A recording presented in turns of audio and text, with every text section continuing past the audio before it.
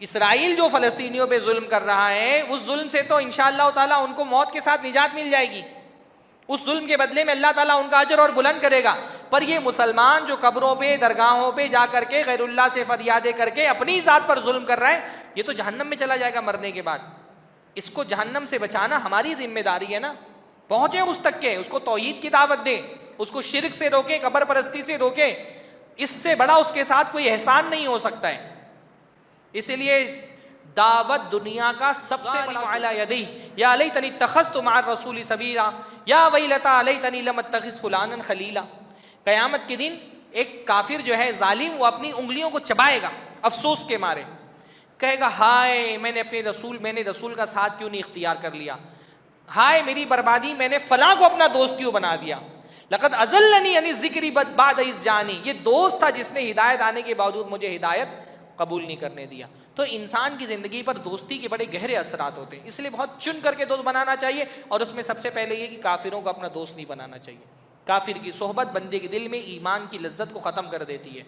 कुफ्र की जो गंदगी है वो उसके लिए मायूरीद, अल्लाह जो चाहता है उसका हुक्म देता है। अल्लाह ताला को कोई पाबंद नहीं बना सकता कि तुम अल्लाह यही चीज़ हलाल कर सकता है, यही हराम कर सकता है। इसलिए अल्लाह ताला ने कोई चीज़ हलाल की है, पहली चीज़ हमारी होनी चाहिए अल्लाह ने हलाल की तो हलाल है। भाई जो कायनात का मालिक है, मालिक कह रहा है खा लो तो खा लेंगे, मालिक कह रहा है नहीं खाओ नहीं खाएंगे। अल्लाह ने कहा खिंजीर हराम है, नहीं खाएंगे। कोई पूछे हिकमत क्या है, हमको नहीं लेना था हिकमत से कुछ। हमको अव्वल तो यही है कि हिकमत क्या है, इसको क्यों हराम किया गया, इसमें क्या नुकसान है, ये सब बात की बात है, सेकेंडरी चीज है। पता चल जाए तो अच्छा, नहीं पता चला तो कोई मसला नहीं। अल्हम्दुलिल्लाहि रब्बिल आलमीन वस्सलातु वस्सलामु अला नबिय्यिना मुहम्मदिन व अला आलिहि व सहबिहि अजमईन वमन तबिअहुम बिइहसानिन इला यौमिद्दीन। अऊज़ु बिल्लाहिस समील अलीम मिनश शैतानिर रजीम मिन हमज़िही व नफ़्ख़िही व नफ़्सिही बिस्मिल्लाहिर रहमानिर रहीम। या अय्युहल्लज़ीना आमनू औफ़ू बिल उक़ूद उहिल्लत लकुम बहीमतुल अनआम इल्ला मा युतला अलैकुम गैर मुहिल्लिस सैद व अंतुम हुरुम इन्नल्लाह यहकुमु मा युरीद।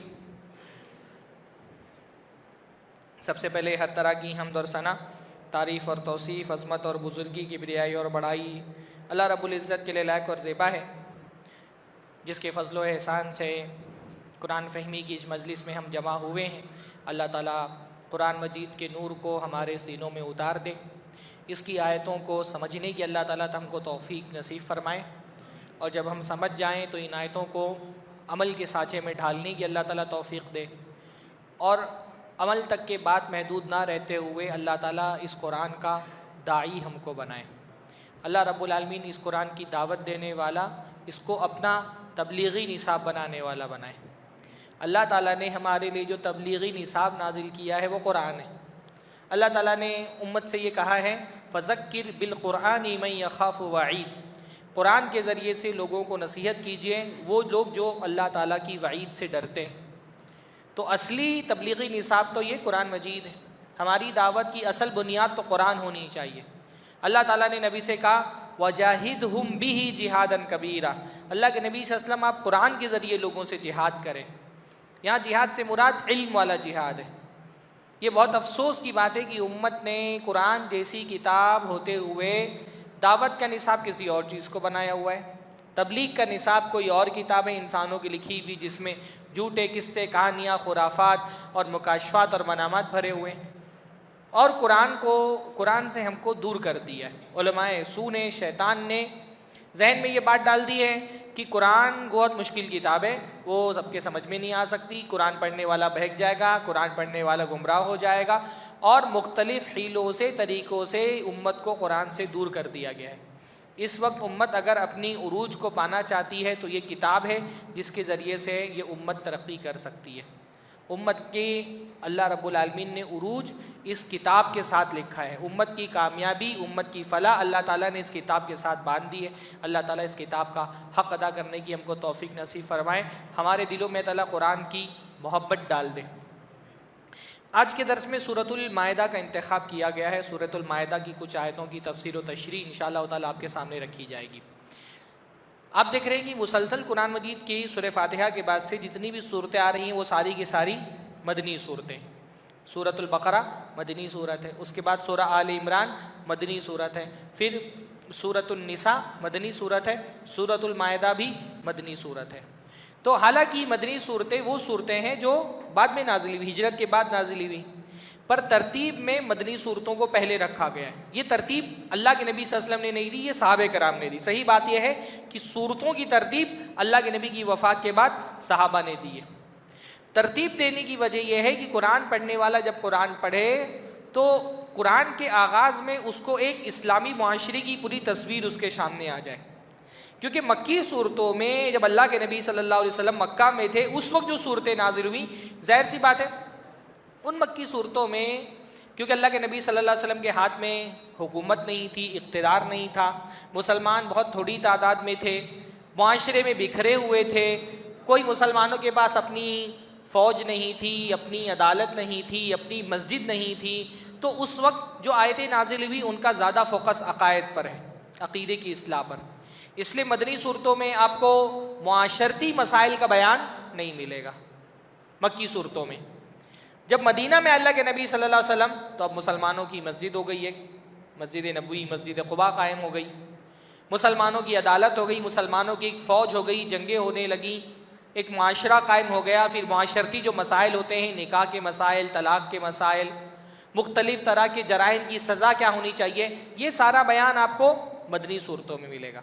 तो मदनी सूरतों में एक इस्लामी सोसाइटी जीती जागती हमको दिखाई देती है। तो जब कुरान की तरतीब दी साहबा ने, तो उन्होंने कुरान को इस हिसाब से तरतीब दिया कि कुरान पढ़ने वाला बिल्कुल आगाज़ में ही उसको एक इस्लामी सोसाइटी की तस्वीर और एक जीता जागता इस्लामी मुआशरा दिखाई दे। और इन सूरतों में भी सूरतुल मायदा जो है वो मदीना के बिल्कुल आखिरी दौर में नाजिल होने वाली सूरत है। सूरतुल मायदा, जिसकी आज हम इंशाअल्लाह ताला आयतों की तफसीर देख रहे हैं, ये बिल्कुल मदीना के आखिर में जो सूरतें नाजिल हुई ना, उसमें एक सूरत है। इसलिए मुफस्सिरीन ने, सहाबा ने ये कहा है कि सूरतुल मायदा में कोई भी आयत मनसूख नहीं है, क्योंकि ये बिल्कुल आखिर में ही सूरह मायदा नाजिल हुई है। तो इसकी सारी आयतें मुहकम है, इसकी कोई भी आयत मनसूख नहीं हुई है। बुनियादी तौर पर सूरतुल मायदा में, जैसा कि मैंने बताया, मदनी सूरतों में क्या होता है, मुसलमानों के माशरती बयान का, माशरती चीज़ों का बयान होता है। अब मुसलमान एक हुकूमत बन गए हैं, गलबा आ गया है मुसलमानों के पास, मक्का फ़तेह हो चुका है, ये सब आयतें मक्का के फ़तेह के बाद नाजिल हो रही हैं। अब जो हज हो रहा है वो मुसलमानों की निगरानी में हो रहा है, पूरे अरब पे मुसलमानों की हुकूमत है, मुसलमान गालिब आ चुके हैं, मुशरिकीन पसपा हो चुके हैं। इसलिए सूरतुल मायदा में मुशरिकीन का बयान ज़्यादा नहीं मिलता है, यहूद का भी बयान ज़्यादा नहीं मिलता है। सूरतुल मायदा में ज़्यादातर बयान है ईसाइयों के बारे में, क्रिश्चियंस के बारे में। उसकी वजह यह है कि भाई यहूद तो अल्लाह के नबी सल्लल्लाहु अलैहि वसल्लम ने मदीना में उनको शिकस्त दी, बनु कुरैज़ा और बनु नज़ीर के जो कबीले थे, वो बनु कुरैज़ा को कत्ल कर दिया गया, बनी नज़ीर को निकाल दिया गया। फिर खैबर में भी यहूदियों को शिकस्त दे दी, तो तकरीबन जो अरब का ख़ित्ता था, वो यहूदी जो ताकत थी वो तो दब गई। अब अल्लाह के नबी की ज़िंदगी का जो आखिरी वक्त था, उस वक्त मुसलमानों का जो क्लैश हुआ वो ईसाइयों से हुआ।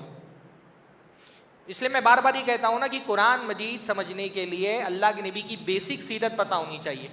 अल्लाह के नबी सल्लल्लाहु अलैहि वसल्लम जब मदीना में आए तो पहला टकराव अल्लाह के नबी सल्लल्लाहु अलैहि वसल्लम से मुशरिकों से हुआ, ख़ास तौर पे मक्का के मुशरिकीन से। बदर की जंग किससे हुई? अल्लाह के नबी सल्लल्लाहु अलैहि वसल्लम एक तरफ थे, दूसरी तरफ कुरैश के लोग थे। ओहद की जंग में क्या था? एक तरफ अल्लाह के नबी थे, दूसरी तरफ कुरैश के लोग, और कुरैश के कबीले के कुछ हलीफ थे। बेशतर जंगें जो हुई कुरैश से हुई। सुलह हुदैबिया में जब कुरैश वालों से सुलह हो गई तो फिर यहूदियों से खैबर की जंग हुई। तो ये तो छोटी छोटी टुकड़ियां थी जिनसे जंगें हुई। जब पूरे अरब पर इस्लाम का झंडा अल्लाह के नबी सल्लल्लाहु अलैहि वसल्लम ने गाड़ दिया, अब इस्लाम के फैलाव का वक्त था, और उस फैलाव में सबसे पहला टकराव किनसे होने वाला था? ईसाइयों से। अल्लाह के नबी सल्लल्लाहु अलैहि वसल्लम के दौर में दो बड़ी बड़ी सुपर पावर्स ताकतें थीं। एक ताकत थी ईरानियों की, जो सासानी सल्तनत थी, ईरानी सल्तनत, और दूसरी ताकत थी रोमन्स की। ईरानी बुत परस्त थे, आग की परस्तिश करते थे। ईरानी जो है वो आग की पूजा करते थे। ईरानियों का जो बुनियादी तौर पे उनका मजहब था वो मजूसी मजहब था, और मजूसी जो है वो आग की पूजा करते हैं। उनके यहाँ दो खुदा का तस्वुर है कि खैर का खुदा अलग है, शर का खुदा अलग है। और रूमी जो है वो ईसाई थे। ईरानी अल्लाह के नबी सल्लल्लाहु अलैहि वसल्लम जंग बद्र के बाद अल्लाह के नबी सल्लल्लाहु अलैहि वसल्लम के ये दोनों जो ताकतें थी ना, ये आपस में एक दूसरे से टकराती रहती थी। रूमी और ईरानियों की जंगें आपस में चलती रहती थी। जैसे किसी ज़माने में कुछ सालों पहले एक सोवियत यूनियन, रूस की ताकत बहुत बड़ी ताकत थी, दूसरी तरफ अमेरिका था। ऐसे ही अल्लाह के नबी के दौर में रूम और ईरान दो बड़ी ताकतें थीं। लेकिन अल्लाह के नबी सल्लल्लाहु अलैहि वसल्लम जब मदीना में आ गए बद्र के मौके पर, जो अल्लाह के नबी सल्लल्लाहु अलैहि वसल्लम के साथ मुसलमानों को फ़तेह मिली, उसी वक्त रूमियों को भी ईरानियों पर बहुत बड़ी फ़तेह मिली। कुरान मजीद में एक सूरा है ना, सूरतुर रूम, उसकी तफसील में आप तफसीर में पढ़ सकते हैं। तो उस वक्त की सबसे बड़ी ताकत जो थी, जैसे आज के दौर में अमेरिका है सुपर पावर, उस ज़माने का सुपर पावर कौन था? रूम। अब जब मुसलमानों के हाथ में पूरा अरब आ गया और इस्लामी सल्तनत एक्सपांड हो रही थी, तो उनका टकराव किन से होना शुरू हुआ? ईसाइयों से टकराव शुरू हुआ। कोई मशहूर जंग बताइए जो मुसलमानों की ईसाइयों से हुई हो, जिसमें हज़रत खालिद इब्न वलीद ने बड़ा कारनामा अंजाम दिया था, जंग मोता। अल्लाह के नबी सल्लल्लाहु अलैहि वसल्लम उस जंग में नहीं मौजूद थे। हज़रत जाफ़र बहुत छोटी सी तादाद में थी, लेकिन रूमियों की बहुत बड़ी तादाद को उन्होंने इस तरह शिकस्त तो नहीं दी, लेकिन बहुत नुकसान पहुंचाया, जंग मोता। फिर उसके बाद अल्लाह के नबी सल्लल्लाहु अलैहि वसल्लम तबूक के मौके पर इन रूमियों से लड़ने के लिए निकले थे। तबूक की जंग अल्लाह के नबी सल्लल्लाहु अलैहि वसल्लम की ज़िंदगी की बहुत बड़ी जंग थी, क्योंकि ये जंग किसी अरब के कबीले से नहीं होने वाली थी, एक सुपर पावर ताकत से होने वाली थी। और ऐसा पहली बार हो रहा था कि अरब के लोग रूम जैसी ताकत से लड़ने के लिए जा रहे थे। आप जब सीरत पढ़ेंगे तो आपको ये बात समझ में आएगी कि अरब के लोग वैसे तो बहुत बहादुर थे, पर पूरे अरब के लोगों की अकेली कोई सल्तनत नहीं थी। वो अलग अलग कबीलों में बटे हुए थे, हर कबीले का अपना एक सरदार होता था। तो उनकी ताकत जो है ना, वो अलग कबीलों में बटी हुई थी। जब इस्लाम का फैला हुआ तो क्या हुआ? पूरा अरब इस्लाम के झंडे के नीचे आ गया और पूरा अरब अल्लाह के नबी सल्लल्लाहु अलैहि वसल्लम की क़यादत में मुत्तहिद हो गया। अब उनकी एक इज्तिमाई फ़ौज बनी। इस इज्तिमाई फ़ौज ने अरबों की ताकत को एक जगह जमा कर दिया। वरना अरब ताकत में इतने कमज़ोर थे कि अल्लाह के नबी सल्लल्लाहु अलैहि वसल्लम की पैदाइश के साल में हबशा एक छोटी सी रियासत थी। उस रियासत का बादशाह हाथी लेकर के मक्का पर चढ़ाई करने के लिए आ गया ताकि काबतुल्लाह को ढा दे। लेकिन मक्का के लोगों में इतनी ताकत नहीं थी कि हबशा के उस बादशाह का, क्या नाम था उस बादशाह का? हाँ, जो नज्जाशी था हबशा का, क्या नाम था उसका? अबरहा। सीरत पढ़िए। मैं एक मशवरा ये दूंगा, हफ्ते में कम से कम एक क्लास छोटी सी सीरत की रखिए मस्जिद में। हाँ, सीरत का इल्म होना बहुत ज़रूरी है, बगैर सीरत के कुरान समझ में नहीं आएगा। अब ये अगर आप पढ़े अलम तरा कैफ़ा फ़अल रब्बुका बिअस्हाबिल फ़ील, आपके रब ने क्या किया, आपने देखा नहीं आपके रब ने हाथी वालों के साथ क्या किया। अब अगर आपको वो अबरहा का वाक़या ही नहीं पता है तो वो सूरह फ़ील आपके समझ में ही नहीं आएगी। तो अरब के लोग इतने कमज़ोर थे कि अबरहा हमला करने के लिए आया, मुश्किल से 3000 की फ़ौज थी उसकी। 3000 की फ़ौज का मुकाबला करने की उनके अंदर ताकत नहीं थी। मक्का खाली करके चले गए अल्लाह के नबी की पैदाइश के वक्त। सिर्फ 23 साल की मेहनत में अल्लाह ने, रसूलुल्लाह की मेहनत ने, कुरान ने इस कौम के अंदर वो रूह फूंक दी जाबाजी की और बहादुरी की कि अब अरब उस ज़माने की सबसे सुपर पावर ताकत, the Roman empire, the Byzantine empire, जिसने बहुत अभी करीब में ही सासानी सल्तनत को, ईरानी सल्तनत को शिकस्त दी है, उससे लड़ने के लिए अरब तैयार हो गए। तबूक की जंग, सूरत तौबा जब आप पढ़ेंगे, इंशाअल्लाह भी मौलाना आएंगे, सूरत तौबा की शरह करेंगे तो उसमें वो जिक्र आएगा कि सूरत तौबा में तबूक की जंग का तफसीली जिक्र मौजूद है।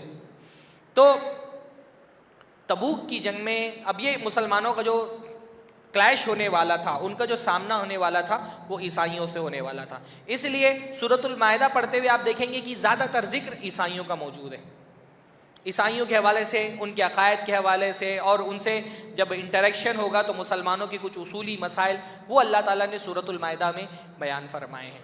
और उनके अक़ीदे का, जो हज़रत ईसा अलैहिस्सलाम को अल्लाह का बेटा समझना, इस तरह की जो उनके अक़ीदे हैं उसका रद्द किया गया है। शुरुआत हो रही है, या अय्युहल्लज़ीना आमनू, ऐ लोगों जो ईमान लाए हो, औफू बिल उक़ूद, वादों को पूरा करो, अहद को पूरा करो। किसी से जो वादा करते हो, चाहे इनफरादी सतह पे वादा करो या कौमें जो एक दूसरे के साथ मुआहदे करती हैं, एक कौम की हैसियत से किसी से मुआहदा करो या अकेले में किसी से वादा करो, वादों को पूरा करो। कल मैंने आपसे कहा था ना, जब या अय्युहल्लज़ीना आमनू का लफ्ज़ आता है उसके बाद या तो अल्लाह ताला किसी खैर का हुक्म देता है या तो किसी बुराई से रोकता है, और ये हमारे ईमान का इम्तिहान होता है। ईमान वाला बंदा, ईमान असल में क्या है? ईमान सिर्फ ज़बान से कलमा पढ़ लेने का नाम नहीं है कि आपने ज़बान से कह दिया ला इलाहा इल्लल्लाह मोहम्मद रसूलुल्लाह, ईमान हो गया। ईमान का चराग जब एक बंदे के दिल में जलता है ना, तो उस ईमान के चराग की रोशनी से उसके किरदार का हर गोशा मुनव्वर हो जाता है। एक मोमिन जो सच्चा मोमिन होगा, उसका ईमान उसके अखलाक में, उसके मामलात में, उसके किरदार में दिखना चाहिए। ईमान जो है वो कोई जामिद हकीकत का नाम नहीं है कि बस पूछने से पता चले कि एक बंदा मुसलमान है कि नहीं है। हमारे इस्लाम का सबूत हमारा आईडी कार्ड नहीं होना चाहिए कि मुसलमान है कि नहीं, तो आईडी कार्ड देख करके पता चले कि मुसलमान है कि नहीं है।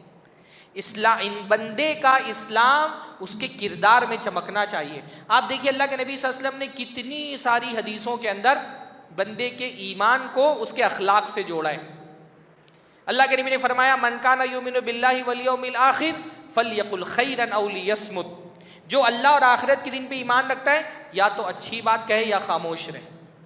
मन काना युमिनु बिल्लाहि वल यौमिल आखिर फलयुक्रिम ज़ैफ़ा, जो अल्लाह और आखिरत पर ईमान रखता है वो अपने मेहमान की मेज़बानी करे।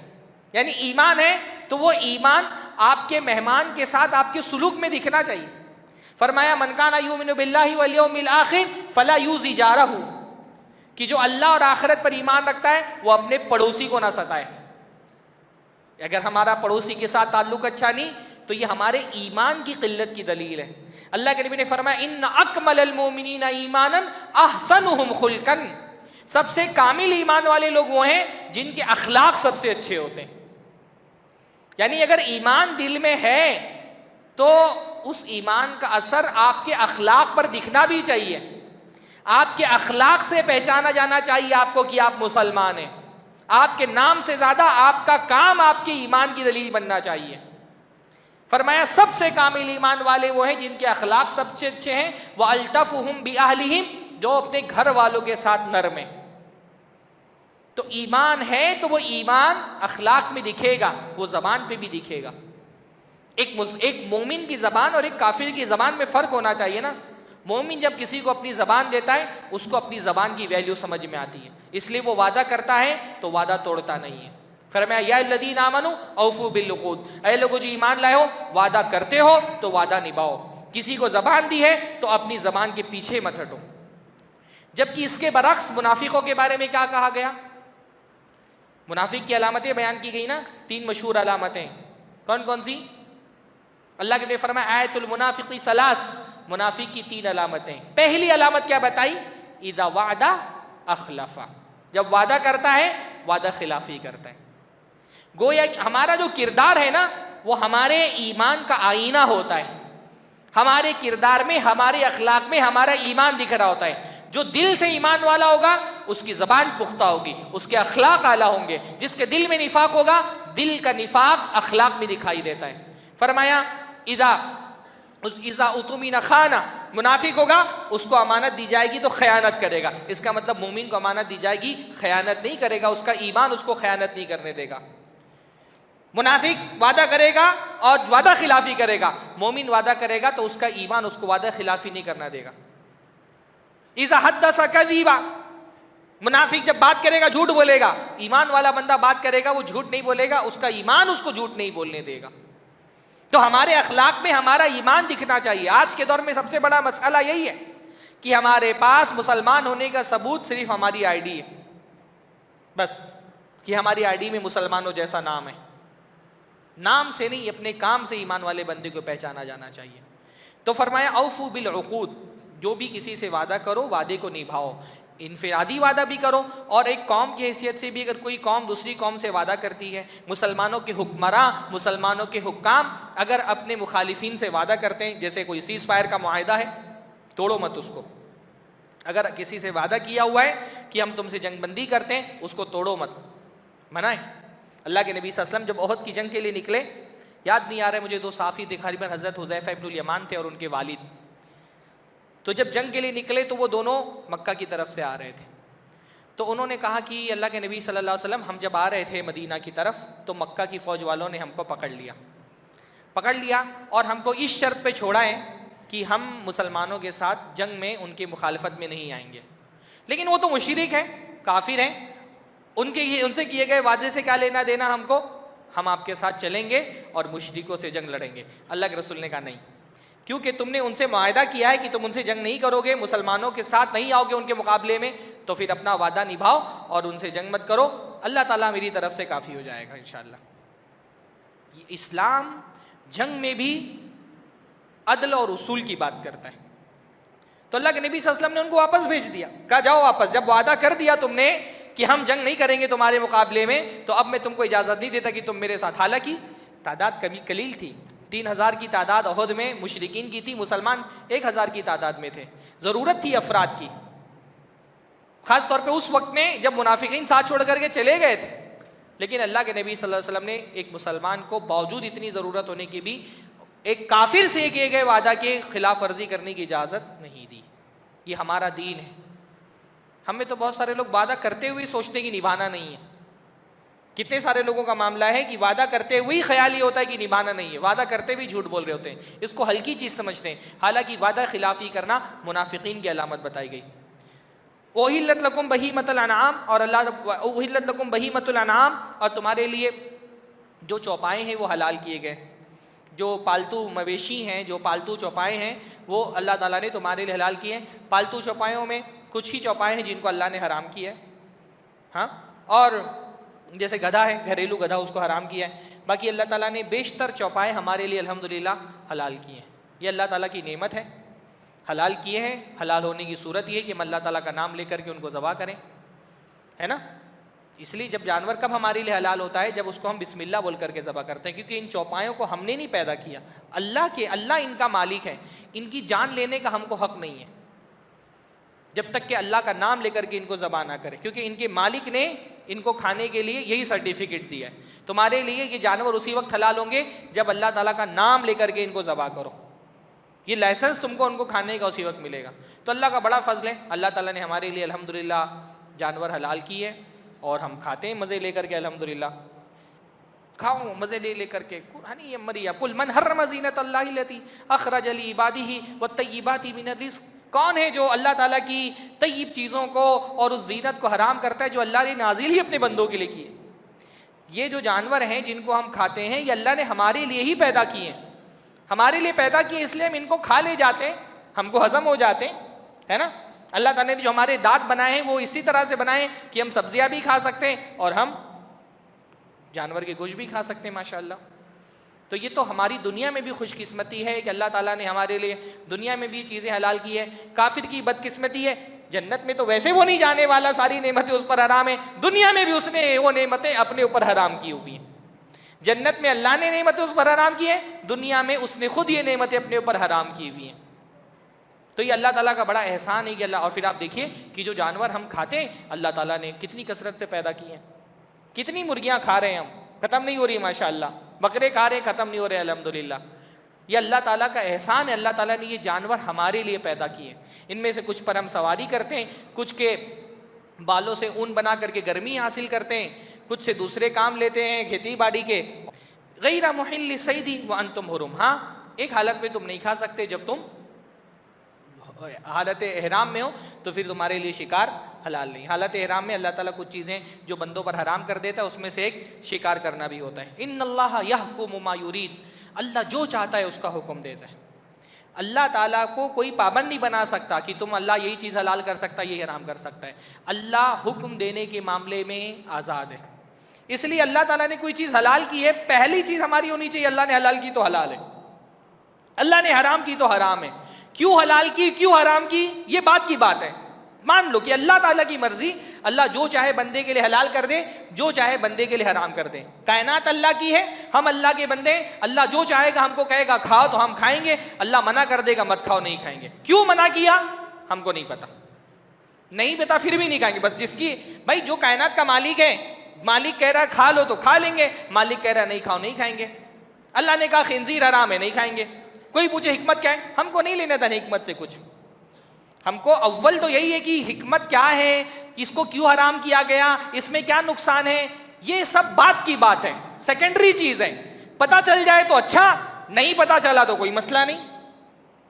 हिकमत को हुक्म तस्लीम करने के लिए शर्त नहीं बनाना चाहिए कि जब हिकमत पता चलेगी तभी हुक्म मानेंगे। नहीं भाई, हिकमत तो यही है कि अल्लाह रब्बुल आलमीन मालिक है, वो जो चाहेगा वो हुक्म देगा, जिसको चाहेगा हलाल कर देगा, जिसको चाहेगा हराम कर देगा। इन्नल्लाह यहकुमु मा युरीद, अल्लाह जो चाहता है वो हुक्म देता है। किसी को हक नहीं कि अल्लाह रब्बुल आलमीन पर हुक्म चलाए। कोई ये नहीं पूछ सकता अल्लाह ने ये हलाल क्यों किया, ये हराम क्यों किया। अल्लाह की मर्जी।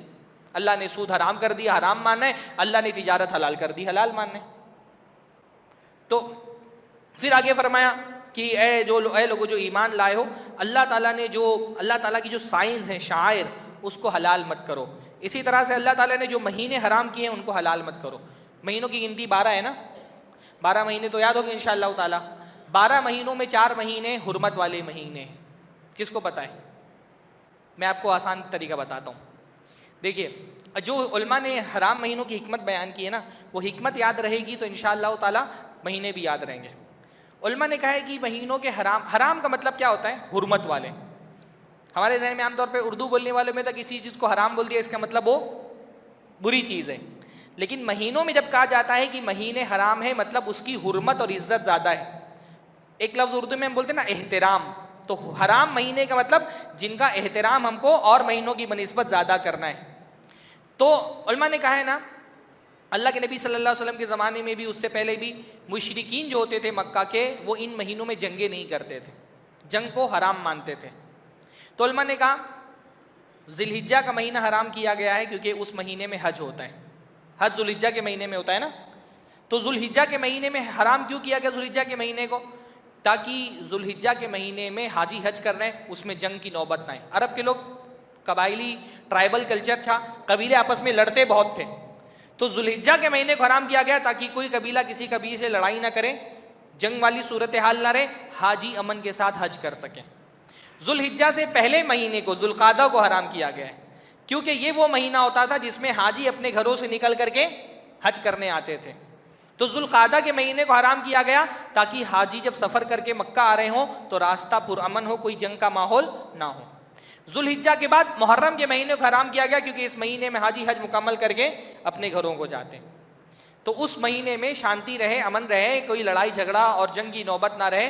तो ज़ुल्हिज्जा के बाद वाले महीने को, मुहर्रम को हराम किया गया। सलासुम मुतवालियात, हदीस में आता है 3 महीने लगातार हैं, मुहर्रम, ज़ुल्क़ादा, ज़ुल्हिज्जा और मुहर्रम। और बीच में एक महीना रजब का हराम किया गया है कि अगर बीच साल में किसी को उम्रा करने के लिए ज़ियारत के मकसद से मक्का आना है तो एक महीना बीच में भी ऐसा होना चाहिए जो हराम महीना रहे, उसमें जंगे वगैरह ना हो।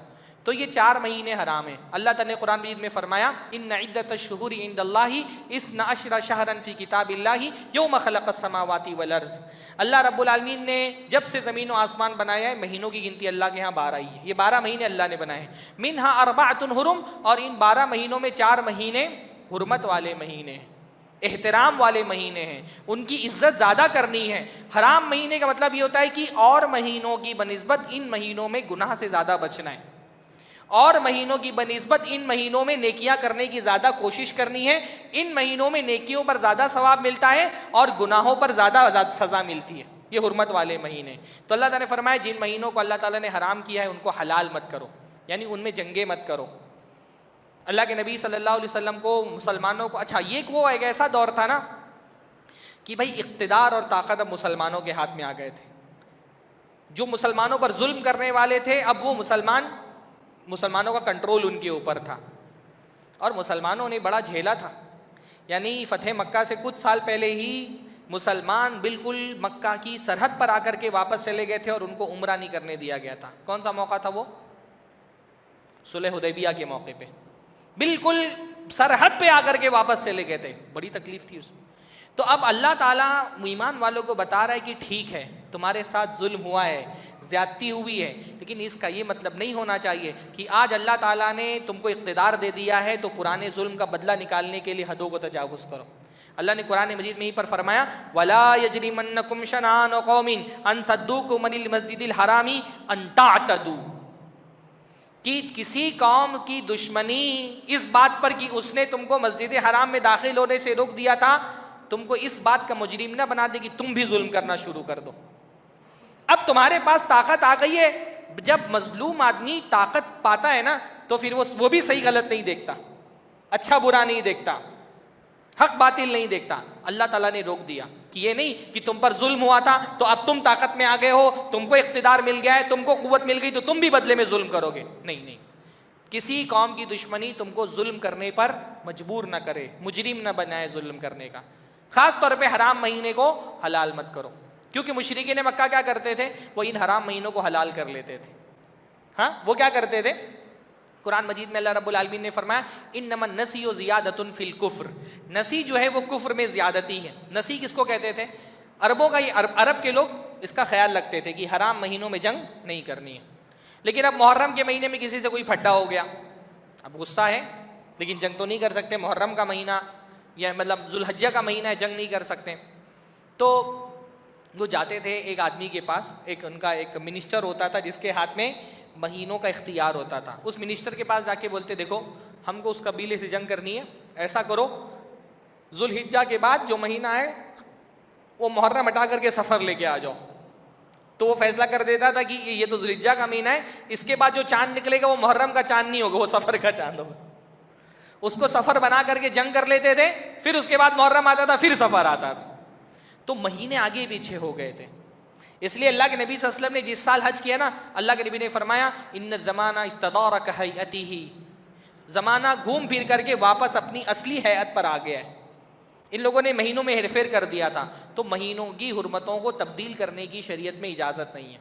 फजीलतें और हुर्मतें देना अल्लाह ताला का काम है, बंदा उसमें दखल अंदाजी नहीं कर सकता। जैसे हमारे यहाँ होते लोग अपनी मर्जी से रबीउल अव्वल की फजीलत तय कर दी। एक साहब से 8-10 पहले मेरा एक मुनाजरा हुआ, बरेलवी थे। मुनाजरे का मौजू क्या था, मुनाजरे का मौजू था लैलतुल क़द्र ज़्यादा अफजल है या 12 रबीउल अव्वल की रात ज़्यादा अफजल है। उनका ये दावा था कि 12 रबीउल अव्वल की रात लैलतुल क़द्र से ज़्यादा अफजल है। इस मौजू पे मुनाजरा हुआ था कि 12, वो कहते थे, अच्छा उनकी दलील क्या थी, उनकी दलील ये थी कि 12 रबीउल अव्वल में लैलतुल क़द्र की अफजल है क्योंकि उसमें कुरान नाजिल हुआ। तो वो उनका दावा था कि लैलतुल क़द्र में कुरान नाजिल हुआ और 12 रबीउल अव्वल को साहिब कुरान नाजिल हुआ, यानी अल्लाह के नबी सल्लल्लाहु अलैहि वसल्लम की पैदाइश हुई। तो दलील उसने ये दी पहली कि साहिब कुरान क्योंकि कुरान से अफजल है, इसका मतलब लैलतुल क़द्र से ज़्यादा अफजल 12 रबीउल अव्वल की रात है। अब ऐसी दलील जब बरेलवी लोग अपनी मजलिस में देते हैं ना, लोग सुभान अल्लाह बोलते हैं। मैंने उनसे बोला, उनकी पहली दलील के जवाब में, ये बताइए आप कह रहे हैं कुरान साहिब कुरान से अफजल है, साहिब कुरान यानी अल्लाह के रसूल। मैंने कहा अल्लाह के रसूल मखलूक है कि गैर मखलूक? उन्होंने कहा मखलूक। और मैंने कहा कुरान मखलूक नहीं है, कुरान तो गैर मखलूक है, कुरान अल्लाह ताला की सिफत है और कुरान अल्लाह के नबी सल्लल्लाहु अलैहि वसल्लम से ज़्यादा अफजल है क्योंकि कुरान अल्लाह ताला की सिफत है। तो पहली दलील पे ही बंदा ढेर हो गया। ये फजीलतें जो है ना, ये अल्लाह ताला तय करेगा। इन फजीलतों को आप अपनी मर्जी से नहीं कि मेरी मर्जी में आया तो मैंने कह दिया रबीउल अव्वल अफजल है, शाबान की 15वीं शब अफजल है, रजब की फला तारीख अफजल है। नहीं, फजीलतें तय करने का इख्तियार अल्लाह के पास है। अल्लाह ताला ने फरमाया जो नसी करते हैं, हुर्मत को यहाँ वहाँ करते हैं, जब चाह जिस महीने को हराम कर दिया, जब चाह जिस महीने को हलाल कर दिया, ये कुफ्र में ज़्यादती का सबब है। तो मुसलमानों को मना किया गया कि हराम जो महीने हैं उनको हलाल ना करें। वलल हदिया वलल कलाईद, इसी तरह से जो हदी के जानवर होते हैं, जो जानवर कुर्बानी के लिए ले जाए जाते हैं। वलल कलाईद, इसी तरह से वो जानवर जिनके गलों में पट्टे बंधे हुए होते हैं। पहले ज़माने में जो हदी के जानवर होते थे ना, उनके गलों में जूते के पट्टे बांध दिए जाते थे। जूते के पट्टे इस बात की अलामत होते थे कि ये जानवर मुक़द्दस हैं। क्यों? क्योंकि इनको हदी के लिए लिया जा रहा है, तो इनका एहतराम करना दीन का तकाजा है। अल्लाह ताला ने इन्हीं आयतों में फरमाया कि वमन युअज़्ज़िम शआइरल्लाहि फ़इन्नहा मिन तक़वल क़ुलूब, कि अल्लाह ताला की जो साइंस हैं उनका एहतराम करना ये दिल का तक़वा है। तो जो हदी के जानवर होते हैं उनका बहुत एहतराम होता था कि ये जानवर कुर्बानी के लिए जाए जाएँ। इन जानवरों का मकसद क्या है? कुर्बानी करना। जैसे हमारे यहाँ कुर्बानी के जानवर हम लाते हैं ना, वो इनका एक स्पेशल स्टेटस होता है, वो आम जानवरों की तरह नहीं होते। उनका एहतराम करना चाहिए, बल्कि कुर्बानी की इबादत का एहतराम करना चाहिए। हमारे यहाँ पे आजकल ये बहुत होता है कि लोग रोज़े पर मीम्स बना रहे हैं, रमज़ान पे मीम्स बना रहे हैं, कुर्बानी आती है तो बकरों पे मीम्स बनाना शुरू कर देते हैं। भाई आप हंसी मजाक करिए, दीन की चीज़ों को हंसी मजाक का मौजू मत बनाइए। मीम्स का मौजू दीन नहीं होना चाहिए। वैसे मजाक करिए आप, लेकिन ये कुर्बानी का मजाक उड़ाना, नमाज का मजाक उड़ाना और रोज़े का मजाक उड़ाना, उस पर मीम्स और लतीफ़े बनाना, बाज़ मरतबा कुरान का मजाक बनाते हैं लोग, ये सही नहीं है। ये कुरान के अल्लाह ताला की साइंस है, ये अल्लाह ताला की अलामतें हैं, इनका एहतराम अल्लाह ताला के यहाँ मतलूब है। जैसे रमज़ान का एहतराम हम करते हैं, रमज़ान क्या है? अल्लाह ताला का एक शईरा है। एक मुसलमान कितना भी फासिक व फाजिर हो, रमज़ान का महीना आता है कोई ना कोई गुनाह वो छोड़ देता है कि रमज़ान में नहीं करेगा वो। ये तकवा है, ये अच्छी बात है। एक बंदा कम से कम रमज़ान में ही नमाज पढ़ने के अलावा, अच्छी बात है, कम से कम इतना तो उसके दिल में ईमान है कि रमज़ान में आ जा रहा है नमाज पढ़ने के लिए। उसको ताना मत दीजिए कि तो रमज़ानी नमाजी है, उसको ताना मत दीजिए। ये अच्छी बात है कि एक आदमी, रमज़ान एक शईरा है अल्लाह ताला के दीन का, उसका वो एहतराम कर रहा है, कुरान का एहतराम कर रहा है, मस्जिदों का एहतराम कर रहे हैं। ये सब अल्लाह ताला के शायर हैं और इनका एहतराम का हुक्म दिया गया। आगे अल्लाह ताला ने फरमाया वतआवनु अलल बिर्रि वत्तक़वा वला तआवनु अलल इस्मि वल उद्वान। नेकी और तकवा के काम में एक दूसरे की मदद करो, गुनाह और नाफरमानी के काम में एक दूसरे की मदद मत करो। ये शरीयत का बहुत बुनियादी उसूल है। नेकी के काम में ताउन करने पर नेकी मिलेगी, बुराई के काम में ताउन करने पर गुनाह मिलेगा। नेकी के काम में जो मदद करेगा, जैसे इफ्तार कराना है, रोज़ा रखना नेकी का काम है, आप इफ्तार करा देंगे एक रोज़ेदार को, आपको उसके रोज़े का सवाब भी मिलेगा। एक रोज़े का सवाब एक इफ्तार कराने भी मिलेगा। क्यों? क्योंकि उसने रोजा रख करके नेकी का काम किया था, आपने इफ्तार करा करके उसके नेकी के काम में उसका ताउन किया।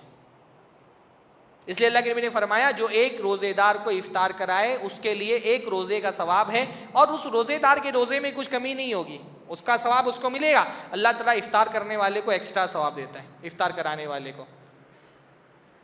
कारोबार में भी ये उसूल है कि अगर कारोबार हराम है तो उस पर ताउन करना हराम है, और उसके ताउन से मिलने वाली जो रकम है वो हराम है। जैसे सिगरेट पीना, तम्बाकू खाना हराम है, तो अपनी दुकान देना सिगरेट पीने वालों को, तम्बाकू खाने वालों को बेचने के लिए हराम है। अगर दुकान किसी सिगरेट पीने वाले को दी है, तम्बाकू बेचने वाले को दी है, जिसके आपकी दुकान से वो तम्बाकू और सिगरेट बेच रहा है, तो उसका किराया आपके लिए हराम है। बुतों को बेचना, क्योंकि बुतों से की इबादत करना हराम है, तो बुतों को बेचने से जो रकम आती है वो भी क्या है? हराम है। मैं आपके यहाँ करनौल में देख रहा हूँ, मुझे समझ में नहीं आया, ये जो ताबूत बेचते हैं लोग, उस पर क्रॉस लगा हुआ होता है, शरअन जायज़ नहीं है। ये जो ताबूत, मुसलमानी है खाली बंसो, जब ताबूत के मैं देख रहा हूँ कि दुकानें यहाँ पर जो क्रिश्चियंस लोग दफनाते हैं अपनी ताबूत के अंदर, ताबूत पे सलीब बनी होती है ना, सलीब जो होती है क्रॉस, वो तो बुत है। अल्लाह के नबी सल्लल्लाहु अलैहि वसल्लम ने अदी इब्न हातिम को देखा कि उनके गर्दन में सलीब लटकी हुई, तो फरमाया इतरह अनका हाज़ल वसन, ये बुत निकाल करके फेंको अपने गले से। हालांकि उसमें कोई शक्ल नहीं बनी होती है, लेकिन उसकी पूजा की जाती है, वो एक तरह का बुत है। तो अल्लाह के नबी सल्लल्लाहु अलैहि वसल्लम ने उसको बुत कहा है। तो बुतों को बेच करके कमाई कैसे हलाल हो जाएगी? पता नहीं इन हजरात को किसी ने कुछ बताया कि नहीं बताया, लेकिन आपको जा करके बताना चाहिए ऐसे लोगों को, अगर आपके ताल्लुकात इस तरह से ताबूत बना करके बेचना हलाल नहीं है। तो जो चीज़ हराम है उसको उस पर ताउन करना भी हराम है, और उससे ताउन से मिलने वाली रकम भी जो होगी वो क्या हो जाएगी? हराम हो जाएगी। दाढ़ी छीलना हराम है, तो आप अपनी दुकान किसी बार्बर को दें ताकि वो दाढ़ी छील करके पैसा कराए, वो हराम है। तो फरमाया नेकी और भलाई के काम में एक दूसरे की मदद करो, और बुराई के काम में एक दूसरे की मदद मत करो। फिर अल्लाह ताला ने कुछ हराम चीज़ों का जिक्र किया कि फ़ला फ़ला चीज़ें तुम पर हराम है। शरीयत में हलाल चीज़ें कौन कौन सी, इसका जिक्र नहीं किया जाता, क्योंकि हलाल तो सब कुछ है दुनिया में। खलक़लकुम मा फ़िल अर्ज़ि जमीआ, जो भी ज़मीन पे सब तुम्हारे लिए हलाल है। इसलिए शरीयत ये नहीं बताती कि हलाल क्या है, शरीयत ये बताती हराम क्या है, क्योंकि हराम थोड़ा है, हलाल बहुत ज़्यादा है। सब हलाल है, बस कुछ चीज़ें हैं जो शरीयत ने हराम की हैं।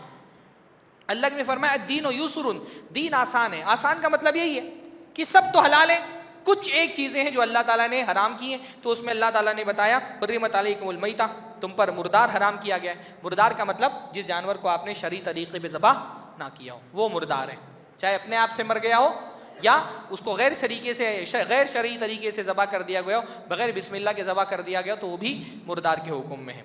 तो तुम पर मुर्दार हराम है सिवाय दो मुर्दार के। दो मुर्दार हलाल है ना, कौन कौन से? एक मछली और दूसरा टिड्डी। टिड्डी देखी होगी आप लोगों ने, अभी तो कोरोना में तो बहुत टिड्डी के चर्चे हुए थे, टिड्डियां हर जगह पे आ रही थी। तो मछली को बिस्मिल्लाह अल्लाह अकबर बोल करके ज़बह नहीं किया जाता है ना, मछली मुर्दा भी हो तो हलाल है। इसी तरह से टिड्डी जो होती थी, पहले ज़माने में टिड्डी का शिकार किया जाता था, तो टिड्डियों का पूरा दल आता था, तो लाठी से ऐसा भांजते थे और लग करके वो मर जाती थी, गिर जाती थी, तो उनको खा लिया जाता था। तो टिड्डी और जो है वो टिड्डी और मछली, ये 2 ऐसे मुर्दार हैं जो हलाल हैं, उसके अलावा सारे मुर्दार हराम हैं। वो दम, और इसी तरह से खून हराम है। खून से मुराद बहता हुआ खून, दमुल मसफू, जानवर को ज़बा करने के बाद जो खून बहता है वो खून हलाल नहीं है, वो हराम है। बाज़ कौमें खाती हैं, हमारे यहाँ मुंबई में जो दलित होते हैं वो लोग बाकायदा लेकर के जाते हैं वो जमा हुआ खून और उसको फिर कुछ बनाते हैं। जमा हुआ खून हराम है। अलबत्ता जानवर के जिस्म में जो गोश्त में खून लगा होता है वो हलाल है ना, जो बहता हुआ खून है वो हराम है। वलहमल खिंजीर, और खिंजीर का गोश्त हराम है। वमा उहिल्ल लिगैरिल्लाहि बी, और इसी तरह से वो जो अल्लाह रब्बुल आलमीन के गैरुल्लाह के लिए जिसको ज़बा किया गया हो वो जानवर भी हराम है।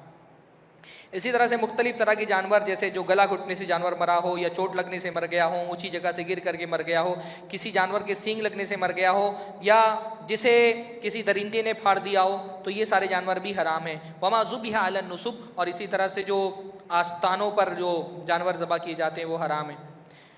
अल्लाह ताला ने फरमाया सब चीज़ें फिस्क हैं। फिर अल्लाह ताला ने इन आयतों में फरमाया आगे, अल-यौमा अकमलतु लकुम दीनकुम व अतममतु अलैकुम नेमती व रज़ीतु लकुमुल इस्लाम दीना। आज के दिन हमने तुम्हारे दीन को तुम पर मुकम्मल कर दिया, दीन मुकम्मल हो गया।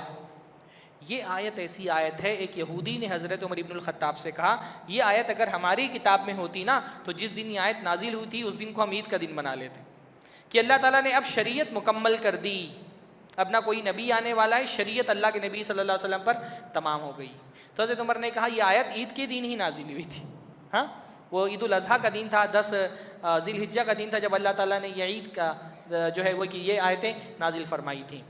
तो अल्लाह ताला ने फरमाया दीन मुकम्मल हो गया। मुकम्मल होने का मतलब अब इसमें एक ज़र्रा भी इजाफे की गुंजाइश बाकी नहीं बची, बिल्कुल सील पैक हो गया है। ना इसको बढ़ाया जा सकता है, ना बढ़ाने की ज़रूरत है, ना इसमें किसी चीज़ का इजाफा किया जा सकता है, ना इस दीन में इजाफे की ज़रूरत भी नहीं है। जितना अल्लाह के नबी ने हमको दे दिया उतना हमारे लिए काफ़ी इंशाअल्लाह ताला। इसलिए जो बिदत हसना बिदत सय्या की बहस करते हैं ना कि ईद मिलाद बिदत हसना है, हम कहते हैं भाई हसना सय्या की बात अपनी जगह पर। पहली बात तो यह है कि ज़रूरत क्या है बिदत हसना की, क्या अल्लाह ताला ने 2 ईदें हमको दे दी वो हमारे लिए काफ़ी नहीं है? अल्लाह फरमाते रज़ीतु लकुमुल इस्लाम दीना, जो दीन है हमने तुम्हारे लिए पसंद कर लिया, और उस दीन में 2 ईदें थी। अगर अल्लाह के नबी और सहाबा 2 ईदें मना करके कामयाब हो गए तो हमको तीसरी चौथी ईद की ज़रूरत ही क्या है? अल्लाह ताला का दिया हुआ दीन हमारे लिए काफ़ी है। जो आदमी सोचे अल्लाह ताला का दिया हुआ दीन हमारे लिए काफ़ी नहीं, वो कभी भी हिदायत पर नहीं आ सकता है। तो अल्लाह ताला ने ये बड़ी अजीम तरीन आयत है कि अल्लाह रब्बुल आलमीन ने जो है वो हमारे लिए दीन मुकम्मल कर दिया है और इस्लाम को हमारे लिए चुन लिया है। क़यामत के दिन निजात का सिर्फ एक ही रास्ता है और वो इस्लाम है। जो मुसलमान नहीं क़यामत के दिन उसके लिए निजात नहीं है। फिर क्योंकि मैंने बताया कि अल्लाह ताला ने फरमाया इसमें हलाल और हराम का जिक्र बहुत ज़्यादा आया है, कौन सी चीज़ें हलाल है कौन सी हराम है। फरमाया यसअलूनका माज़ा उहिल्ला लहुम कुल उहिल्ला लकुमुत तय्यिबात, ये आपसे पूछते हैं कि तुम्हारे लिए क्या हलाल है, हमको क्या क्या चीज़ें हमारे लिए हलाल हैं। फरमाया इनसे कह दो तुम्हारे लिए पाक चीज़ें हलाल हैं, पाकीज़ा चीज़ें हलाल हैं। ये एक उसूल शरीयत ने बताया कि खानों में कौन सी चीज़ें हलाल हैं जो पाकीज़ा हैं। तो वो चीज़ें जिनको इंसानी फितरत खबीस समझती है वो हराम है ना। जैसे भाई कीड़े मकोड़े, तो इंसान की तबीयत फितरत में ये बात है कि वो कीड़े मकोड़ों को देख करके घिन खाता है ना, तो वो हराम है कीड़े मकोड़े। काकरोच है, कोई इंसान काकरोच देख करके उसको लालच आती है हाँ कि इसको जल्दी से भून करके खा ले, नहीं ना। इंसानी फितरत में ये बात रखी गई है कि कीड़े मकोड़े हैं, सांप हैं, बिच्छू हैं, इनको देख करके इंसान घिन खाता है, ये चीज़ें खबीस हैं। तो कोई बोले काकरोच के हराम होने की क्या दलील है? भाई इंसान की फितरत में उसकी खबासत इंसान की फितरत में अल्लाह ने इंस्टॉल कर दी है। चाइनीज़ वाइनीज़ हो तो नहीं मालूम, वरना और नॉर्मली तो इंसान की फितरत इन कीड़ों को, मकोड़ों को, काकरोच है, इन सब चीज़ों को देख करके, गोजर वोजर देख करके घिन खाती है इंसान की तबीयत। हाँ, तो वो चीज़ें जिनका खबीस होना इंसान की फितरत में हो, उनकी हुर्मत की अलग से कोई दलील नहीं देनी पड़ेगी। इंसान की फितरत इस बात की दलील है कि ये खबीस है तो ये जायज़ नहीं। जैसे तमाकू है, गुटखा है, बीड़ी है, सिगरेट है, खबीस है कि नहीं है? हाँ, जो पीता है उसको भी पता है कि सिगरेट, तमाकू, गुटखा ये चीज़ें पाकीज़ा नहीं है कि नहीं, कि दलील देनी पड़ेगी उसकी। इन चीज़ों के खबीस होने की कोई दलील देने की ज़रूरत है? मैं दलील भी दे देता हूँ। भाई ये मस्जिद क्या एक पाकीज़ा जगह है ना, मस्जिद पाकीज़ा जगह है। मस्जिद में ला करके कोई आपको बिरयानी दे माशाल्लाह ला करके, खाएंगे कि नहीं खाएंगे आप? क्यों? क्योंकि मस्जिद एक पाकीज़ा जगह है, तो पाकीज़ा जगह पर पाकीज़ा चीज़ें खाई जाती हैं। आला से आला, नफीस से नफीस खाना कोई आपको बैतुल खला में ला करके दे दे, बिरयानी एकदम खूबसूरत सी महकती हुई आपको कोई बैतुल खला में ला के दे दे कि खाओ, खाओगे आप? नहीं खाओगे। क्यों? क्योंकि आपको पता है कि बैतुल खला खबीस जगह है, तो खबीस जगह पर तय्यब चीज़ें नहीं खाई जाती। कितना भी आला तरीन खाना हो, कोई बैतुल खला में बैठ करके नहीं खाता है।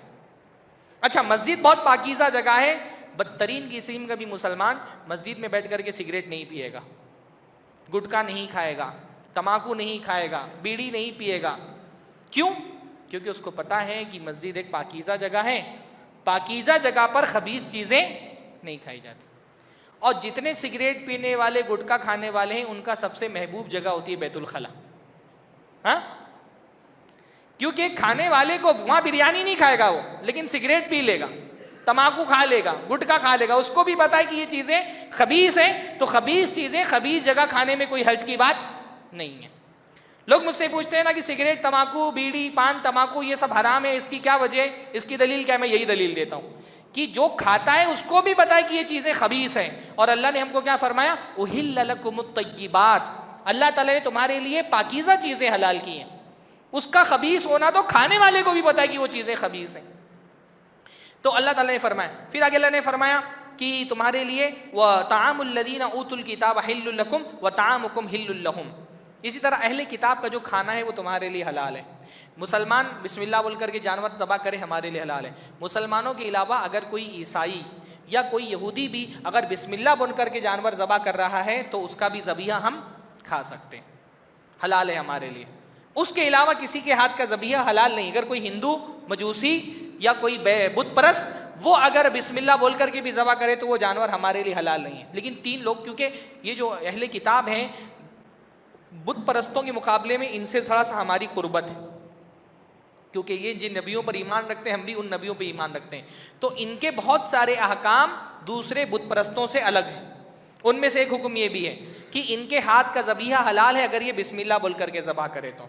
इसी तरह से अल्लाह ताला ने फरमाया वल मुहसनातु मिनल मुमिनात वल मुहसनातु मिनल लदीना ऊतुल किताबा मिन क़ब्लिकुम, इसी तरह से मोमिना औरतों से, जो पाकबाज औरतें, उनसे भी तुम निकाह कर सकते हो। ऐसी अहले किताब की औरतों से भी निकाह करना तुम्हारे लिए हलाल है, जो पाकबाज औरतें। जैसे अहले किताब का ज़बीहा हमारे लिए हलाल है, वैसे अहले किताब की औरतें भी हमारे लिए हलाल हैं। तो किसी क्रिश्चियन औरत से शादी की जा सकती है, निकाह किया जा सकता है, गरचे वो इस्लाम कबूल ना करे।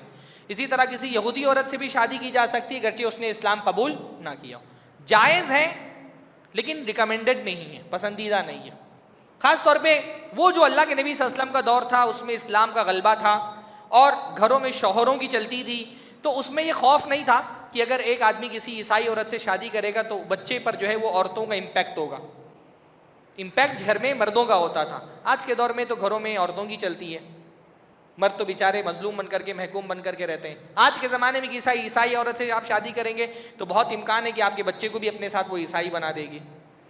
तो पसंदीदा नहीं है, बल्कि दीन में तो मुसलमान औरत से भी जो दीनदार है उससे शादी करने का हुक्म दिया गया है। बेदीन औरत से भी शादी करने को पसंद नहीं किया गया, चाहे कि वह अहले किताब में से हो तो, लेकिन हलाल है। अल्लाह ताला ने अहले किताब की औरतों से शादी हमारे लिए हलाल की है। कैसे? उनको उनका जो महर होता है वो दो, मुहसिनीना गैर मुसाफिहीन वला मुत्तखिदी अखदान, उनसे बाकायदा निकाह करो, उनको महर दे करके बाकायदा जो शरीय ज़वाबित होते हैं उसके हिसाब से उनसे निकाह करो। ज़िना मत करो, ज़िना मोमिन औरत से भी हराम है, काफिर औरत से भी हराम है। वला मुत्तखिदी अखदान, और छुप छुप करके इश्कबाजी मत करो, फ्रेंडशिप मत बनाओ। इस्लाम में गर्लफ्रेंड बॉयफ्रेंड वाला कोई तसव्वुर नहीं है। लड़की पसंद आ सकती है किसी को भी, इंसान की फितरत है, तबीयत है, कोई क्लासमेट पसंद आ गई, खानदान की कोई लड़की पसंद आ गई, पसंद आ जाना बुरी चीज़ नहीं है। पसंद आ जाए निकाह करो, निकाह हो चुका फिर कोई पसंद आ गई एक और निकाह कर लो, शरीयत इससे नहीं रोकती। 3-4 निकाह कर लो, छुप करके ताल्लुक मत बनाओ। जो तुम्हारी खुफिया दोस्तियां नहीं होनी चाहिए। इस्लाम में लड़के और लड़की की फ्रेंडशिप का कोई तस्वुर नहीं है।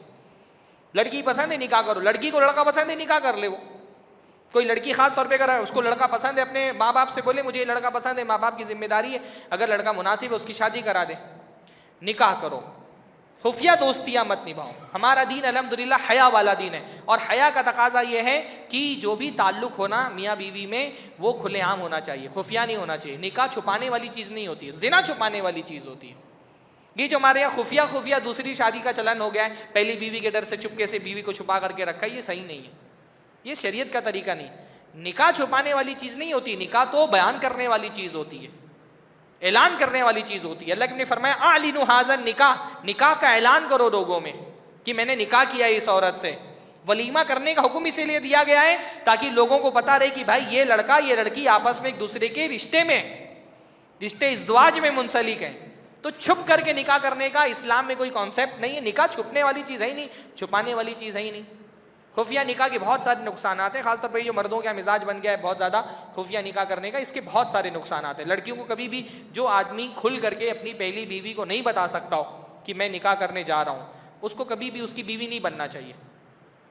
जिसके अंदर इतना करेज नहीं है, इतनी जुर्रत नहीं है कि पहली बीवी को खुल करके बता दे, उससे फिर निकाह नहीं करना चाहिए। हो क्या रहा है, मैं मुंबई में, हैदराबाद में, बहुत सारे इलाकों में देख रहा हूँ, आदमी अपनी शहावत के दबाव में आकर के चुपके से शादी कर लेता है बगैर बताए बीवी को। सोचता है कि शादी कर लो, उसको लगता है कि जब पहली बीवी को पता चलेगा थोड़े दिन बाद तो वो कोई फूलों की सेज बिछा करके और सौकन को कहेगी आओ खुश आमदीद वेलकम। अब इश्क और मुश्क दो चीज़ें ऐसी होती है छुपाए नहीं छुपती हैं। तो कहीं ना कहीं पहली बीवी को 2-4 महीने में 1 साल में पता चल जाता है कि इन हजरत का कहीं पर चक्कर है, शादी कर चुके हैं। अब फीवी जब वो फितना उठाती है ना, दूसरी शादी के बाद पहली बीवी का जो चेहरा सामने आता है ना, शौहर खुद चौंक जाता है कि ये ऐसी भी थी, इसके अंदर ये औरत छुपी बैठी थी, मुझे तो पता ही नहीं था। फिर जब वो उसका चुड़ैलों वाला किरदार आता है ना सामने, फिर आदमी उसके सामने हथियार डाल देता है। अब ये दूसरी बीवी को छुप करके शादी की थी, इसके लिए आसान होता है, माशरे का दबाव, ख़ानदान का दबाव। नॉर्मली जो दूसरी बीवियाँ होती हैं मुतल्लका बेवा होती हैं, तो अब वो पहली बीवी की ज़िद पर क्या करता है, दूसरी को छोड़ देता है और बेचारी की ज़िंदगी ख़राब हो जाती है। इसलिए मैं बहनों से अपनी कहूँगा, अगर कोई ऐसा रिश्ता आ रहा है ना जहाँ मर्द ये कह रहा है चुपके से दूसरी बीवी बन जाओ, उस पर कभी भी एतमाद नहीं करना चाहिए। ये मैं तजर्बे की, मुशाहदे की बात बता रहा हूँ, ऐसे केसेस मेरे पास सुबह शाम आते हैं। तो अल्लाह ने फरमाया वला मुत्तखिदी अखदान, चोरी छुपके दोस्तियाँ मत करो, फ्रेंडशिप मत लगाओ। शादी पसंद आ जाए लड़की, मर्द है, इंसान की फितरत में अल्लाह ने रखा है, औरतें पसंद आती हैं। अल्लाह के ने फरमाया हुब्बी इलैया मिन दुनिया को मन निसा वतीब, तुम्हारी दुनिया से औरतें और खुशबू मुझे पसंदीदा बना दी गई हैं, शादी कर लो सीधा उससे। तो इसका जिक्र आया अल्लाह ताला ने किया। उसके बाद अल्लाह रब्बुल आलमीन ने बहुत सारी आयतें, एक आयत में और ले लेता हूँ। अल्लाह रब्बुल आलमीन ने इन आयतों में अल्लाह ताला ने खुसूसी तौर पे ईमान वाले बंदों को कहा है कि यहूदियों को, अहले किताब को, ईसाइयों को अपना दोस्त मत बनाओ। दोस्ती के मामले में सबसे पहला मेयार यह होना चाहिए कि एक मोमिन सिर्फ मोमिन को अपना दोस्त बनाता है, एक मुसलमान सिर्फ मुसलमान को अपना दोस्त बनाता है। दोस्ती की इंसानी ज़िंदगी में बहुत अहमियत होती है। दोस्त दुनिया में भी इंसान के लिए फ़ायदेमंद होता है, आखिरत में भी उसके लिए फ़ायदेमंद होता है। वो हदीस मैंने बताई थी ना आप लोगों को कि क़यामत के दिन बहुत सारे दोस्त अपने दोस्तों को जहन्नम से निकालेंगे सिफारिश करके। इंसान के दीन पर, ईमान पर दोस्ती का बड़ा गहरा असर होता है। आप देखेंगे हज़रत अबू बकर, अल्लाह के नबी सल्लल्लाहु अलैहि वसल्लम की दावत पर इस्लाम कबूल किया। अल्लाह के नबी सल्लल्लाहु अलैहि वसल्लम ने सबसे पहले हज़रत अबू बकर को दावत क्यों दी? वो दोस्ती उनको ईमान तक लेकर के आई। अबू तालिब आखिरी वक्त में बिल्कुल उनकी ज़िंदगी और मौत की कशमकश जारी थी। अल्लाह के नबी सल्लल्लाहु अलैहि वसल्लम उनको तलकीन कर रहे हैं। अबू जहल आ गया, दोस्त था, उसने बहका दिया अबू तालिब को, कहा तुम अपने बाप अब्दुल मुत्तलिब का दीन छोड़ दोगे। अबू जहल के बहकाने पर अबू तालिब बिल्कुल आखिरी वक्त में इस्लाम कबूल करने से फिर गए। दोस्त जो है ना वो इंसान को जन्नत में भी ले जा सकता है, जहन्नम में भी ले जा सकता है। इसलिए क़यामत के दिन अल्लाह ताला फरमा रहे हैं यौम यअज़्ज़ु ज़ालिमु अला यदैहि या लैतनी इत्तख़ज़्तु मअर रसूलि सबीला या वैलता लैतनी लम अत्तख़िज़ फुलानन खलीला। क़यामत के दिन एक काफिर जो है जालिम, वो अपनी उंगलियों को चबाएगा अफसोस के मारे, कहेगा हाय मैंने रसूल का साथ क्यों नहीं इख्तियार कर लिया, हाय मेरी बर्बादी, मैंने फलां को अपना दोस्त क्यों बना दिया। लक़द अज़ल्लनी अनि ज़िक्री बाद इज़ जानी, ये दोस्त था जिसने हिदायत आने के बावजूद मुझे हिदायत कबूल नहीं करने दिया। तो इंसान की ज़िंदगी पर दोस्ती के बड़े गहरे असरात होते हैं, इसलिए बहुत चुन करके दोस्त बनाना चाहिए। और उसमें सबसे पहले ये कि काफिरों को अपना दोस्त नहीं बनाना चाहिए। काफिर की सोहबत बंदे के दिल में ईमान की लज्जत को ख़त्म कर देती है, कुफ्र की जो गंदगी है वो उसके लिए नरम हो जाती है। तो अल्लाह के नबी सल्लल्लाहु अलैहि वसल्लम ने, अल्लाह ताला ने इन आयतों में मुसलसल मुसलमानों को हुक्म दिया कि वो काफिरों को अपना दोस्त ना बनाए। आगे आयत नंबर 67 में फरमाया, या अय्युहा रसूल बल्लिग मा उनज़िला इलैका मिन रब्बिक व इन लम तफ़अल फमा बल्लग़्ता रिसालतह वल्लाहु यासिमुका मिनन नास इन्नल्लाहा ला यहदिल कौमल काफिरीन। अल्लाह के रसूल सल्लल्लाहु अलैहि वसल्लम जब मदीना में आए ना, तो अल्लाह के नबी सल्लल्लाहु अलैहि वसल्लम को मुसलसल इस बात का डर था कि कहीं मक्का के मुशरिकीन अचानक अल्लाह के नबी के घर पे अकेले में हमला न कर दें और अल्लाह के नबी सल्लल्लाहु अलैहि वसल्लम को कत्ल न कर दें। तो जब तक अल्लाह के नबी मदीना में रहे, अल्लाह के नबी के दरवाजे पर रात में 2 सहाबी पहरा दिया करते थे कि रात में कोई हमला न कर दे। मुशरिकीन भी हमला कर सकते थे, मुनाफिकीन भी थे, यहूदी तो बहुत शरीर कौम थी और वो मदीना में ही रहते थे, तो बाकायदा अल्लाह के नबी के दरवाजे पर पहरा दिया जाता था। फिर ये आयत नाजिल हुई, अल्लाह ने फरमाया, या अय्युहर रसूल बल्लिग मा उनज़िला इलैका मिन रब्बिक, ए रसूल पहुँचा दो उस दीन को जो अल्लाह ने आप पर उतारा है लोगों तक के, व इन लम तफ़अल फमा बल्लग़्ता रिसालतह, और अगर ये काम आपने नहीं किया तो जो रिसालत का हक़ है वो अदा नहीं किया आपने।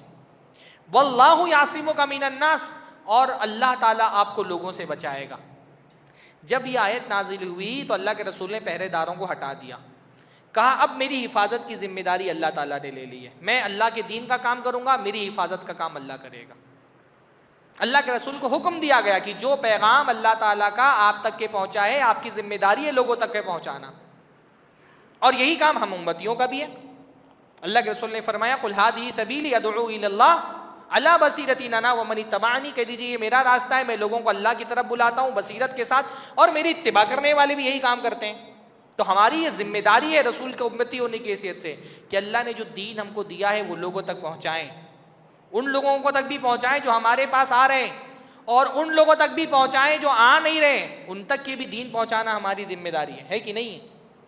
हमारा ज़्यादातर 90% दावती काम ये होता है कि जो मेरी मस्जिद में आएगा मैं उसको दीन बता दूंगा। नहीं, जो आपकी मस्जिद में नहीं आ रहा उसके घर तक पहुंचो, उसकी दुकान पर पहुंचो, उसके हाथ में अल्लाह ताला का पैगाम दो। ये रसूल का काम था, अब रसूल नहीं आने वाला कोई, आपके करनौल में क्या कोई नया रसूल आएगा? अब अल्लाह का दीन पहुंचाना किसकी जिम्मेदारी है? अल्लाह के नबी की उम्मतियों की जिम्मेदारी है। तो अल्लाह ताला का दीन पहुंचाना हमारी जिम्मेदारी है। जमीन पर उतर के काम करो, फील्ड वर्क, दावत जमीनी सतह पे उतरने वाला काम है। अल्लाह के नबी सल्लल्लाहु अलैहि वसल्लम ने कोई ऐसा नहीं था कि एक जलसा कराया, अल्लाह के नबी सल्लल्लाहु अलैहि वसल्लम ने सारे लोगों को दावत दी और तकरीर कर दी। जो लोग नहीं आ रहे थे अल्लाह के नबी उन तक जाते थे कि नहीं जाते थे? अल्लाह के नबी फरमाया बाजार और मेले सबसे बुरी जगह है, पर अल्लाह के नबी सल्लल्लाहु अलैहि वसल्लम बाजारों में भी जाते थे लोगों को दीन की दावत देने के लिए, मेलों में जाकर के लोगों को दीन की दावत देते थे। तो ये एक हमारी जिम्मेदारी है, चाहे वो मुसलमान हो या काफिर हो। हमारे यहाँ ये एक अजीब सी बात हो गई है कि गैर मुस्लिमों में काम करना दावत है और मुसलमानों में काम करना इस्लाह है। दोनों दावत है भाई। जो अल्लाह के रास्ते से भटका हुआ है उसको अल्लाह की तरफ बुलाना दावत है।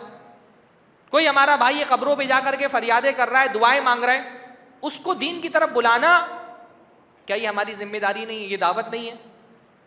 एक मुसलमान अगर जालिम काफिर उसके ऊपर जुल्म कर रहा है तो हमको तकलीफ होती है और हम कोशिश करते हैं कि काफिर के जुल्म से उसको निजात दें, उसके लिए मेहनत करते हैं। नहीं कुछ कर पाते तो रोते हैं उसके लिए। हमारे फ़लस्तीन के भाई मजलूम हैं, उनके ऊपर हो रहा जुल्म देख करके हमारी आंखों में आंसू आते हैं।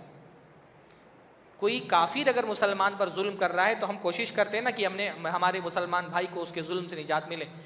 पर ये जो एक मुसलमान है जो दरगाह पे जाकर के फरियादें कर रहा है, कब्रों पे जाकर के दुआएं मांग रहा है, ये अपनी ज़ात पर जुल्म कर रहा है, और ये जुल्म ज्यादा बड़ा जुल्म है। इसराइल जो फलस्तीनियों पे जुल्म कर रहा है उस जुल्म से तो इंशाअल्लाह ताला उनको मौत के साथ निजात मिल जाएगी, उस जुल्म के बदले में अल्लाह ताला उनका अजर और बुलंद करेगा। पर ये मुसलमान जो कब्रों पे दरगाहों पे जाकर के गैरुल्लाह से फरियादें करके अपनी ज़ात पर जुल्म कर रहा है, ये तो जहन्नम में चला जाएगा मरने के बाद। इसको जहन्नम से बचाना हमारी जिम्मेदारी है ना। पहुंचे उस तक के, उसको तौहीद की दावत दे, उसको शिरक से रोके, कब्र परस्ती से रोके। इससे बड़ा उसके साथ कोई एहसान नहीं हो सकता है। इसलिए दावत दुनिया का सबसे बड़ा सोशल वर्क है। सबसे बड़ा सोशल वर्क क्या है? दावत। भाई अगर कंबल बांटना, किताबें बांटना, कापियां बांटना, पानी बांटना, राशन बांटना ये सोशल वर्क है तो हिदायत बांटना कितना बड़ा सोशल वर्क है? हाँ, हिदायत से ज्यादा कोई कीमती चीज हो सकती है? एक बंदे को ठंडी में सर्दी ना लगे तो हम उसको कंबल देके सोचते हैं हमने बड़ा सोशल वर्क का काम किया। उस तक हिदायत पहुंचाए ताकि वो जहन्नम की आग से बच सके। सर्दी के मौसम में ठंडक से बचाने से ज्यादा जरूरी काम है कि उसको जहन्नम की आग से बचाओ। ये बड़ा सोशल वर्क है। बाकी दूसरा सोशल वर्क उसकी अपनी जगह अहमियत है। इस्लाम में सोशल वर्क कोई कम चीज नहीं है। पूरी ज़कात असल में सोशल वर्क ही है। ज़कात का जो हुक्म है वो पूरा सोशल वर्क है। लेकिन सोशल वर्क को भी दावत की बुनियाद बनाना चाहिए। तो अल्लाह ताला ने इसका हुक्म दिया। एक आखिरी आयत लेकर के मैं बात खत्म करता हूँ अपनी। आज थोड़ा सा आखिरी दिन था तो थोड़ा ज्यादा हो गया। एक बड़ी अहम आयत है, आयत नंबर 90 सूरतुल माइदा की, या अल्लज़ीना आमनू इन्नमल खम्रु वल मैसिरु वल अंसाबु वल अज़लामु रिज्सुम मिन अमलिश शैतान फज्तनिबूहु लअल्लकुम तुफ्लिहून। ऐ लोगों जो ईमान लाए हो, बेशक शराब, वल मैसिर इसी तरह से जुआ, वल अंसाबु वल अज़लाम इसी तरह से जो पासे के तीर होते हैं। पहले ज़माने में थाल और फाल निकालने के लिए कुछ तीर होते थे जिसके ज़रिए से जो ज्योतिषियों की तरह किस्मत के फाल निकाले जाते थे। अल्लाह ने फरमाया रिज्सुन, ये गंदगी है, मिन अमलिश शैतान, और शैतान का अमल है। पहले ये आयत है जिसमें फाइनली मुसलमानों के लिए शराब हराम कर दी गई। अल्लाह के नबी सल्लल्लाहु अलैहि वसल्लम जब शुरू में आए तो शराब मदीना में बहुत आम थी, मक्का में बहुत आम थी, पूरे अरब में बहुत आम थी। हत्ता कि सहाबा में 2-4 सहाबी के बारे में मिलता है कि वो शराब नहीं पीते थे। हज़रत अबू बकर के बारे में मिलता है कि वो ज़माने जाहिलियत में भी शराब नहीं पीते थे। हज़रत उमर के बारे में मिलता है कि वो ज़माने जाहिलियत में भी शराब नहीं पीते थे। वरना नॉर्मली शराब अरबों में बहुत आम थी। फिर क्या हुआ, अल्लाह ताला ने इसलिए फ़ौरन आते ही, दीन के आते ही शराब को हराम नहीं किया। पहले अल्लाह ताला ने उसको कहा कि इसमें कुछ फ़ायदा है, जुए में शराब में थोड़ा बहुत फ़ायदा है, लेकिन इसका गुनाह इसके फ़ायदे से बड़ा है। फिर उसके बाद हुक्म दिया कि जब नमाज पढ़ना हो तो नशे की हालत में नमाज पढ़ने मत आओ। तो दिन में वैसे शराब हराम हो गई क्योंकि पूरा 5 वक्त की नमाजें पढ़नी। आखिर में इस आयत को नाजिल करके अल्लाह ताला ने शराब को भी हराम कर दिया। खम्र का मतलब होता है हर वो चीज़ जो इंसान की अकल को ढांप ले, और जुए को भी हराम कर दिया। बहुत बड़ा हमारे ज़माने का एक फितना है ना कि पहले ज़माने में, ख़ास तौर पे हमारे बचपन में हम देखते थे जुए को माशरे में गंदा समझा जाता था और बहुत बुरे किस्म के लोग होते थे जो जुआ खेलते थे। पर टेक्नोलॉजी के वुसात ने क्या किया है, हर चीज़ हमारे कंट्रोल में और हमारे इख्तियार में दे दी है। अब जुआ भी जो है वो 1 क्लिक अवे हो गया है और बहुत बड़ी मुसलमानों की तादाद जुए की इस बुराई में मुलविस है। 3 पत्ती है, तो अलग अलग जो फैंटेसी क्रिकेट के ऐप्स हैं, जुआ मुसलमान इलाकों में अलग अलग तरह के जुए मोबाइल पर खेले जा रहे हैं क्योंकि मोबाइल हर किसी के हाथ में। पहले होता था कि जुए के मखसूस अड्डे होते थे, उनको गंदा समझा जाता था, बुरे लोग वहाँ पर जाते थे। शराब और जुआ एक ऐसी चीज़ है जो आमतौर पे एक साथ होते हैं, है ना। जुए और शराब का कनेक्शन बहुत गहरा है। इसलिए हिंदुस्तान में आप देखें गोवा जो है वो शराब का भी हब है और जुए का भी हब है। दुनिया में आप देखें अमेरिका में लास वेगास, वो अपनी शराब और ऐश परस्ती और ज़िना के लिए भी जाना जाता है और जुए के लिए भी जाना जाता है। तो जुए और शराब का कनेक्शन बहुत अहम है। अल्लाह ताला ने इसलिए दोनों की हुर्मत एक साथ नाजिल की। लेकिन ये बहुत अफसोस की बात है कि आज हमारे माशरे में इसको हलाल कर लिया गया है और बहुत बड़ी तादाद में मुसलमान इसमें मुलविस हैं। अल्लाह फरमा रही है ये रिज्स है, मिन अमलि शैतान, शैतान का अमल है, फज्तनिबूहु, इससे बचो, लअल्लकुम तुफ्लिहून, शायद कि तुम कामयाब हो जाओ। 4 चीज़ें बता दी। गंदगी है, शैतान का अमल है, इससे बचो और इससे बच कर के तुम कामयाब हो सकते हो। तो ये एक मौजू है जुए का। वक्त ख़त्म हो इंशाअल्लाह, अगला कभी मौका मिला तो जुए पर एक खुसूसी खिताब मैं रखूँगा। हमारे नौजवानों में से बहुत बड़ी तादाद ऐसी है जो जुए की बुराई में मुलविस है।